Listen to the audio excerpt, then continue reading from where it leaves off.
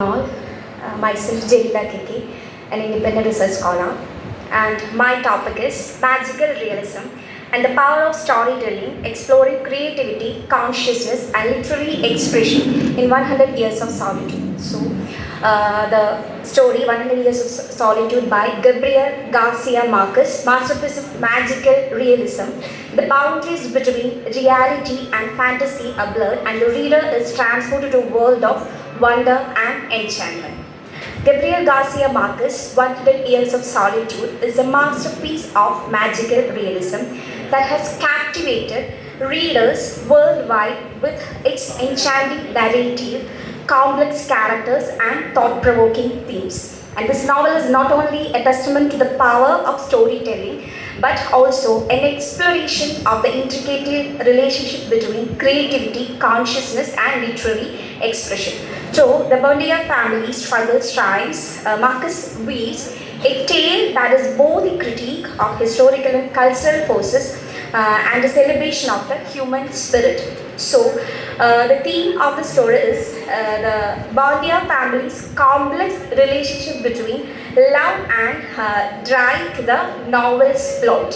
And the novel critique Colombia's colonial past and the impact of imperialism. So the story is telling about the scenario or the background of the story too. So the Bondia family's history reflects Colombian culture and identity too. So about the book, it is a very famous book.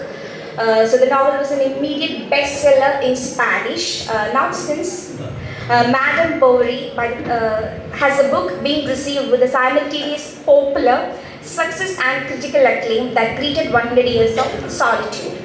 And 3.5 years, the book sold almost 500,000 copies. As a result, previous books by Garcia Marquez were reprinted in large numbers in the Spanish-speaking world. When translations in 100 Years of Solitude were published, the novel achieved additional acclaim and honors in 1969 in Italy. The book won the Cinquano Award. The same year, France, it won award for Best Foreign Book in 1970 in the United States. It was selected one of the best 12 books of the year by Time magazine. So, according to George Luis Borges, the Argentina poet, essayist, and short story writer, 100 Years of Solitude is a book as profound as the cosmos and capable of endless interpretations. So, and also the literary critic Harold Bloom wrote that his first impression on reading 100 Years of Solitude was that of an aesthetic battle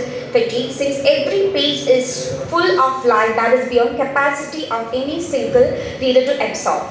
So, this is my topic is about magical realism. So, I'm just explaining about magical realism. The term magic realism originally applied in the 1920s to a school of surrealist German painters, was later used to describe the prose fiction of George Luis Borges in Argentina, as well as the works of writers such as Gabriel Garcia Marquez in Colombia, Isabel Allende in Chile, then Italo Calvino in Italy, and so on, and also Salman Rushdie in London. So the writers weave in an ever-shifting pattern a sharp-edged realism in representing ordinary events and details together with fantastic and dream-like elements, as well as with materials derived from myth and fairy tales. So magic realism is connecting to reality. It is dream-like.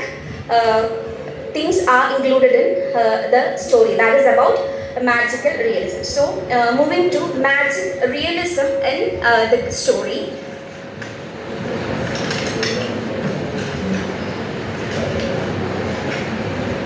Magical realism is a literary style that blends realistic description of everyday life with magical or fantastical elements.